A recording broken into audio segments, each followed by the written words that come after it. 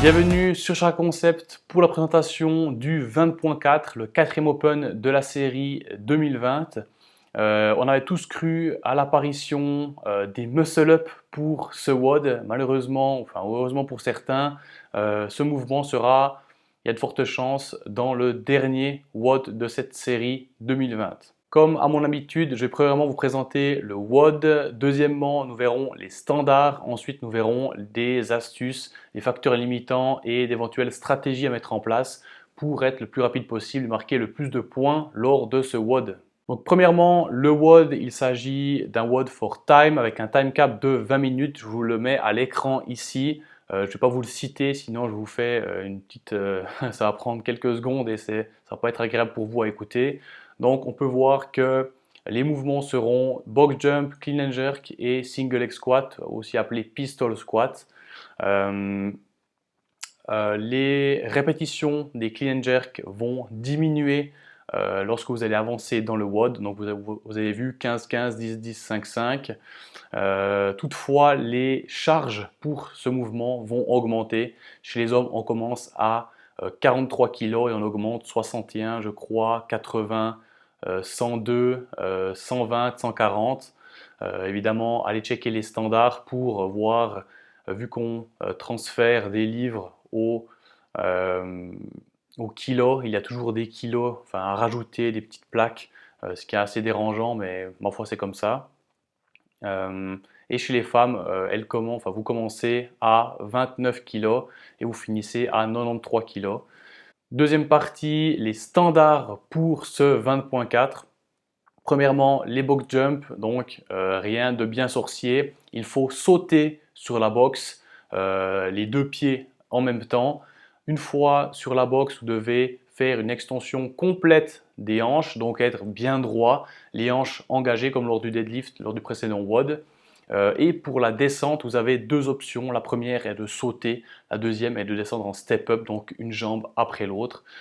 Vous avez évidemment le choix de l'exécution. Pour la taille des box, c'est, je vais dire comme d'habitude, vous avez l'habitude des standards RX. Donc pour les hommes, c'est sur la face où il y a les poignets, donc logique de la box. Et pour les femmes, on va juste basculer la box pour diminuer de quelques centimètres. Pour le clean and jerk, vous devez passer par l'épaulé, donc le snatch n'est pas autorisé pour aller jusqu'en overhead au-dessus de la tête. Pour valider la répétition, vous devez être en position barre au-dessus de la tête, coude verrouillé, hanche, bonne extension de hanche, genoux tendus. Pensez vraiment à passer par cette étape pour valider vos répétitions. Évidemment, toutes les variantes de clean sont autorisées. Muscle, power, squat. Idem pour les passer en overhead. Donc jerk, push press, push jerk, strict press, etc. Enfin, à vous de voir ce que vous voulez faire selon la charge évidemment. Et vous pouvez varier ces combinaisons tant que vous arrivez en position verrouillée en overhead. Le dernier mouvement, les single leg squat ou pistol squat, certainement le mouvement le plus compliqué qui demande de la force, de l'équilibre et de la mobilité. Vous devrez casser la parallèle en bas du mouvement, donc la hanche doit passer au-dessous du genou. Évidemment, je parle de la jambe qui effectue la flexion. Concernant l'autre jambe, elle ne devra pas toucher le sol, le talon ne doit pas toucher le sol. Et vous ne pouvez pas vous aider des bras pour pousser sur votre jambe pour remonter. Donc pensez bien à ça. Deuxième point, vous devez alterner jambe droite, jambe gauche, jambe droite, jambe gauche lors de ces 30 répétitions pour que ce soit des répétitions valides. Le point suivant, les facteurs limitants pour ce WOD. Donc très clairement, on a deux points qui ressortent en plus du time cap comme chaque semaine. C'est premièrement le poids lors des clean and jerk et deuxièmement l'apparition des single leg squats. Évidemment, si votre max est à 120 kg sur les clean and jerk, ça sera inutile d'espérer finir ce WOD. Donc ça c'est un premier point. Deuxième point, les pistoles. Si vous n'êtes pas capable de faire des pistoles, évidemment votre WOD va s'arrêter à ce moment-là et vous pourrez évidemment essayer d'en passer quelques-uns. C'est peut-être à ce moment-là que le déclic se fait. On a déjà vu ça assez souvent dans les Open, donc pourquoi pas. Le fait est que votre stratégie va dépendre du facteur limitant, va dépendre de l'étape à laquelle vous êtes capable finalement d'arriver. Donc une fois que vous avez établi une stratégie en fonction de ce facteur limitant, soit la force, soit la mobilité, etc., vous allez évidemment devoir effectuer le temps de nombre de reps que vous êtes capable de faire le plus rapidement possible. Il y a encore une fois des tie breaks et évidemment le tie break vous fera passer, si vous avez un nombre de reps égal à 100 autres personnes, ce sera le tie break qui va vous départager. Donc vous avez tout intérêt à vous dépêcher pour être meilleur au classement au final en ayant fait le même nombre de répétitions. La problématique suivante, qui sera plus pour les personnes qui espèrent aller loin, mon conseil sera de préserver vos jambes. Donc on voit que tous ces mouvements utilisent les jambes, que ce soit les box jump, le clean, jerk et finalement les pistoles. Les jambes sont engagées dans chacun des mouvements et ça pourra être le facteur qui fera que vous n'arrivez plus à avancer concrètement lorsque ça devient surtout lourd sur les clean and jerk. Donc, on a vu les athlètes professionnels être passablement impactés par les box jump et par finalement le volume qu'il y a dans ce WOD.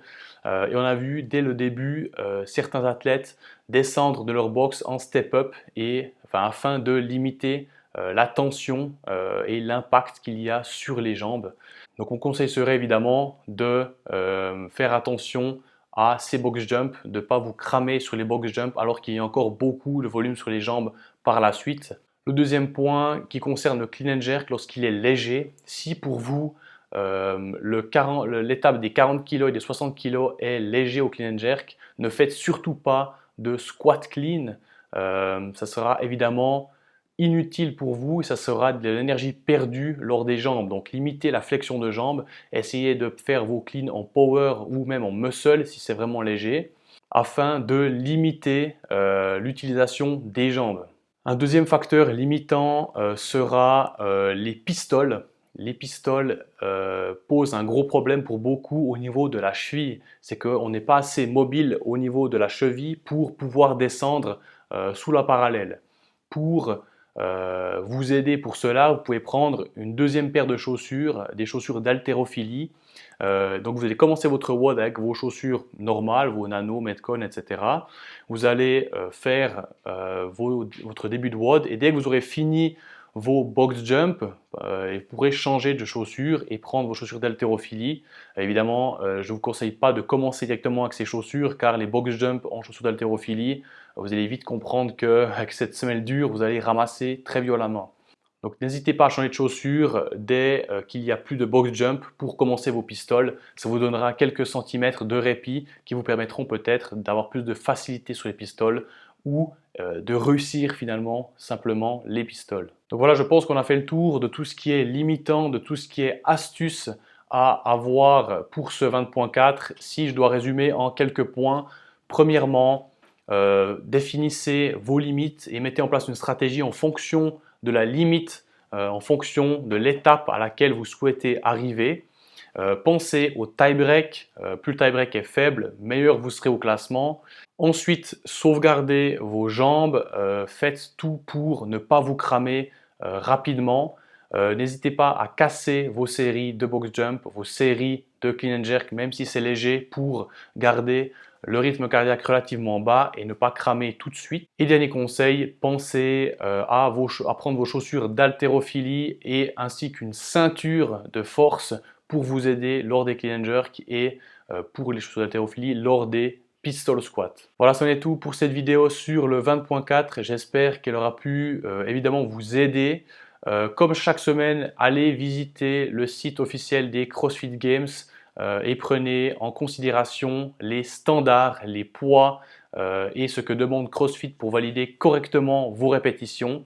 Et évidemment, vous pouvez toujours compter sur votre juge lors de l'Open pour vous corriger et pour juste vous donner les dernières précisions avant de commencer pour être performant et éviter, comme d'habitude, les no-reps. Allez, je vous souhaite beaucoup de plaisir et je vous dis à la semaine prochaine pour le dernier Open. Ciao!